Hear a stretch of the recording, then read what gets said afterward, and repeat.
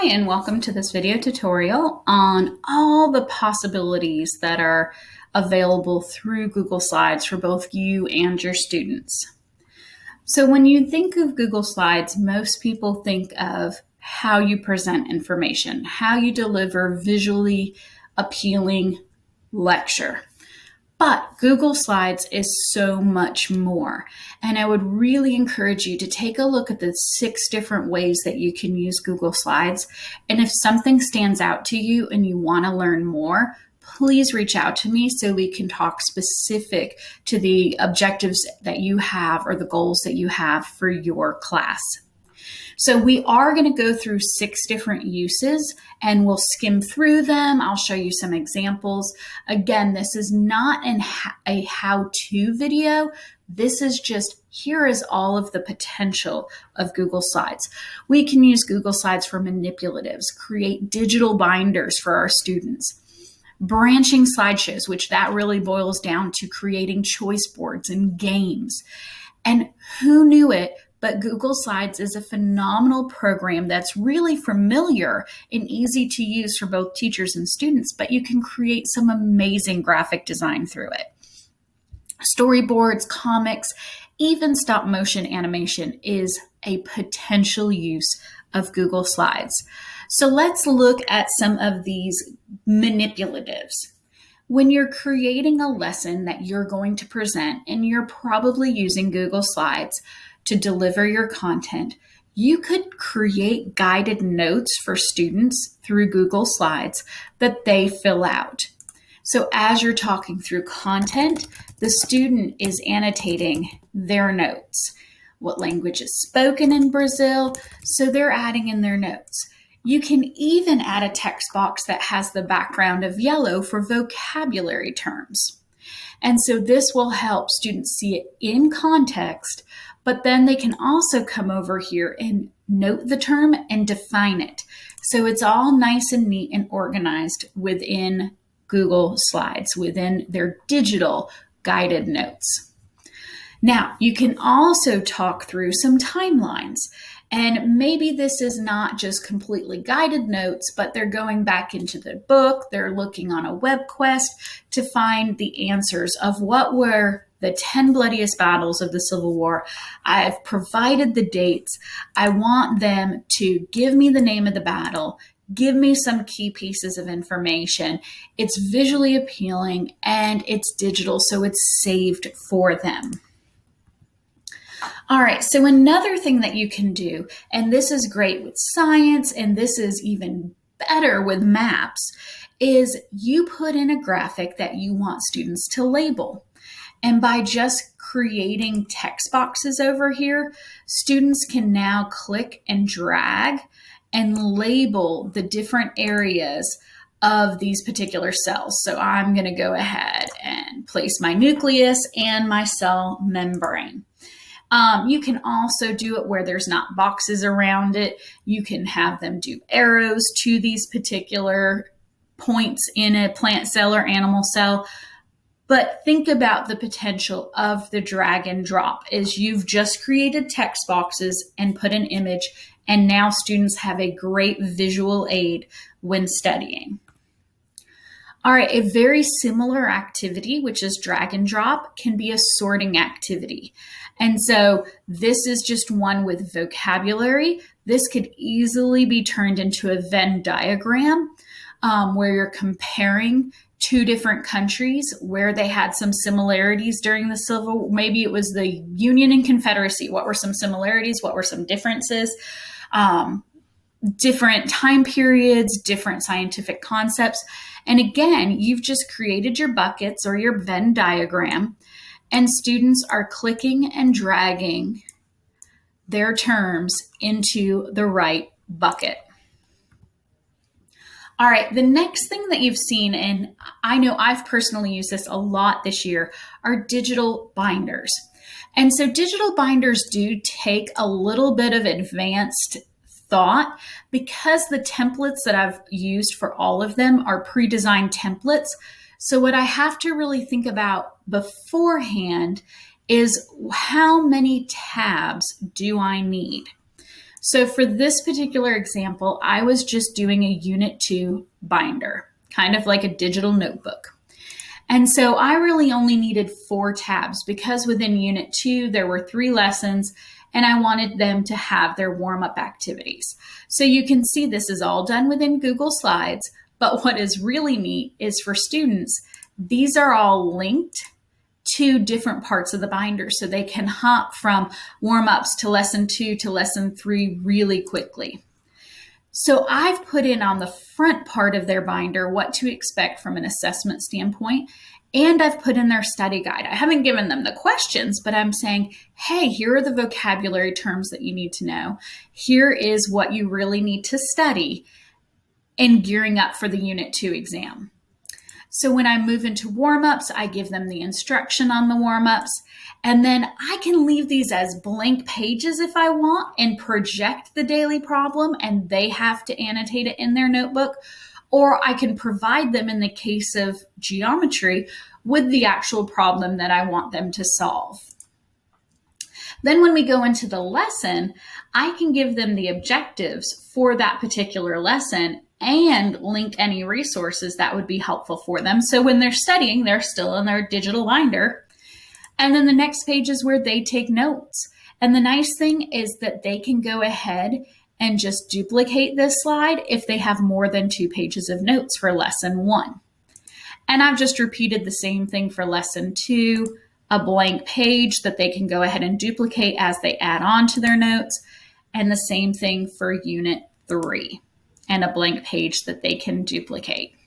So a really nice way to create a digital notebook, and it's in Google Slides.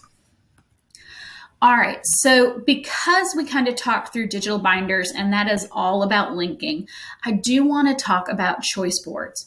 So when you're working on a particular topic, one way to really garner student interest is allowing them to choose what activities they want to do with this particular topic. So this example happens to be for a foreign language because there are 4 fundamental skills that we try to incorporate in any foreign language lesson: writing, speaking, reading, listening. And so I've gone ahead and color-coded the writing activities and the speaking activities, the reading activities, and the listening activities. And so I'm telling the students, hey, we are studying AR verbs, and I want you to pick one activity from each category. So the student can actually look at all 8, and they know that they're going to pick the 4 that most appeal to them. And all I've had to do is link the activity to the choice board. And so now if they choose simple sentences, they have their instructions of what to do, and this is the document they're going to be working off of. So I would link a Flipgrid, I would link the reading exercise they're going to do, link the audio that they need to listen to, and all I've done is create links, and the students get to pick what 4 activities they want to complete, giving them just a little bit more autonomy. All right, so because we've talked through all of the linking, games are another nice way to go ahead and use Google Slides. So we do have our classic Jeopardy template, and I have the links there. You will get this presentation linked at the end of this video tutorial. And so you will be able to download all of these templates and all of the resources that I have embedded throughout. But one template that I really want to talk about from a game perspective is Guess Who. So I'm going to open this template because when we think of Guess Who, we think of the childhood game where we needed to figure out what character our partner had picked. And if it was Kristen, we might have asked questions like, does this person have blonde hair? Does this person have glasses? And so they give you the example of how to play with people, but then they also give you a blank template where you can go ahead and put in your own images. So think about this from vocabulary. Maybe you want to do pictures of vocabulary terms. Maybe you're reading a story and there's key images and key people that you want to incorporate into this Guess Who. Maybe you're studying the periodic table of elements and you want to put the symbols up here. Maybe you're studying parts of a cell and you want to put the Golgi apparatus and you want to put the ribosomes in here. And students have to ask questions to try and figure out what image their partner has selected. There's a lot of potential uses for this Guess Who game that I call it Guess Who and Guess What. Now, there are two other ones where you can do a generic board game where students move their little pieces throughout the puzzle and answer different questions. You can have a trivia pursuit game where they have to gain little pieces by answering types of questions correctly. And see, these are all templates that you're going to have access to at the end. And so it's a really nice way where somebody else has designed the game. They've done all of the linking for you. All you have to do is add your content-based questions. All right, so one use of Google Slides that I really never knew about was just the incredible nature that it has for graphic design. It's a program that students and teachers are pretty familiar and comfortable using. So why not amplify that and do some graphic design? So you can change the size of the slides that you see, like this one is the slide size that is pretty typical in Google Slides. But this particular tech designer does a newsletter and she changes the slide size to 8.5 by 11.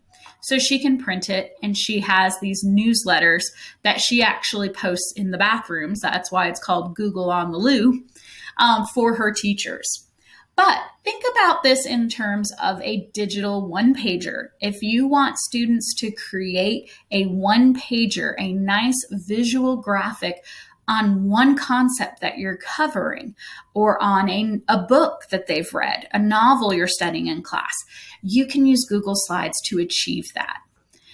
Now, some things with science and moreover social studies, English language arts, you might want them to create a newspaper and to add in all of the big key moments and create the stories as if they were telling the news from a particular time period.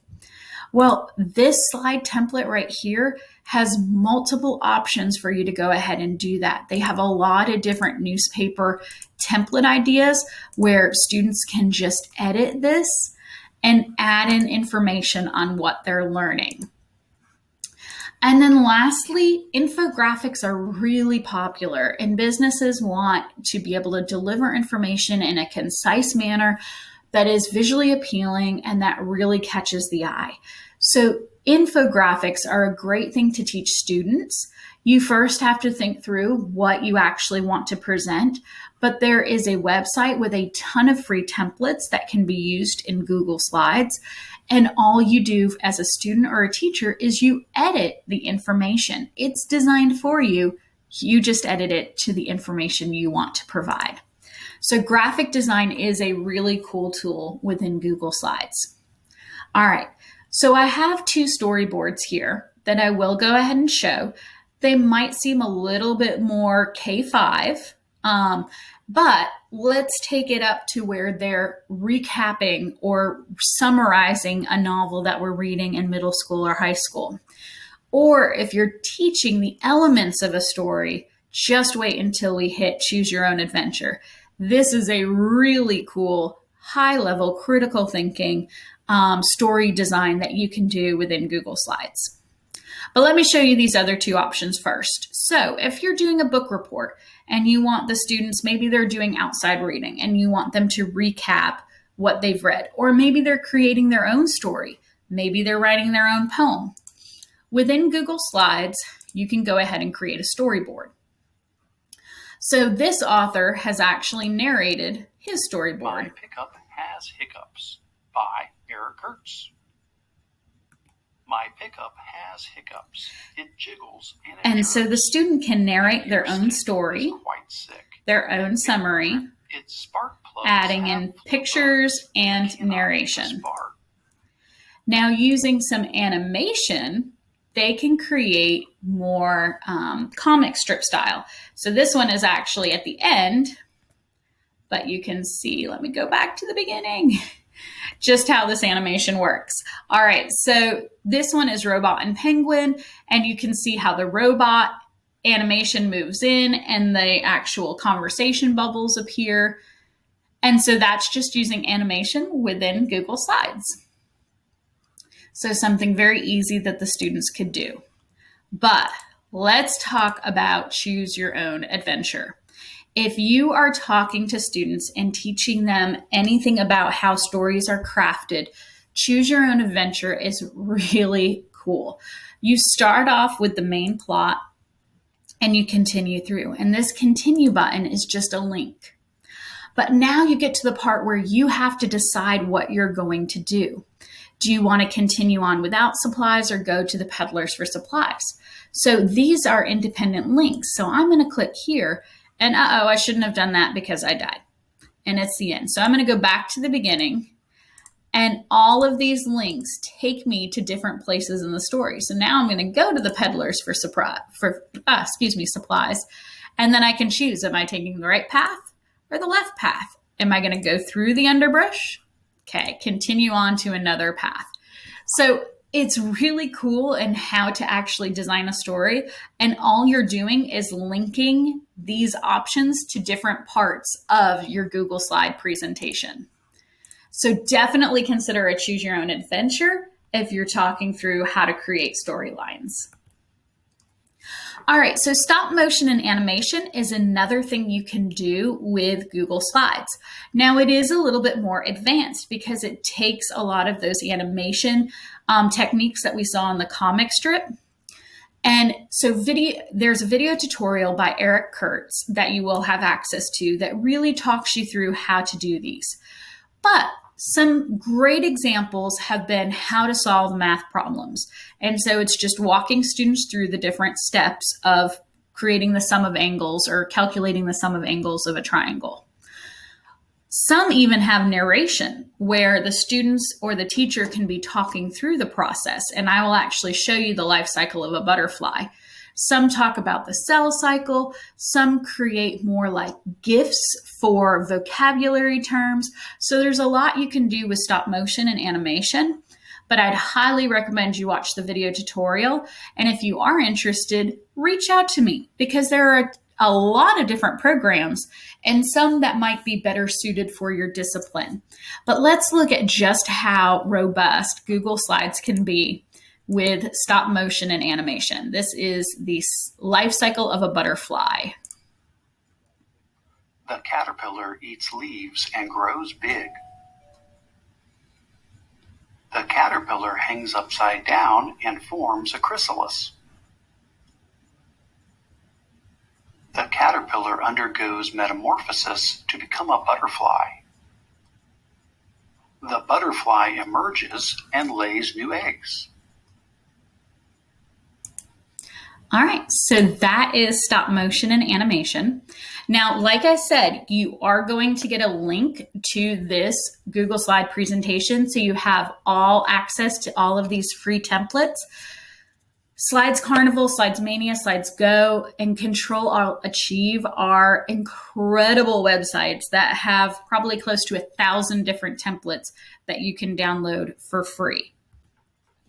So again, think of Google Slides not just as how you're delivering a presentation, how you're delivering lecture, but try to think of how you can harness it and how you can unleash the potential of Google Slides to really build an interactive experience for students using manipulatives, games, storyboards, and more. Thank you for watching.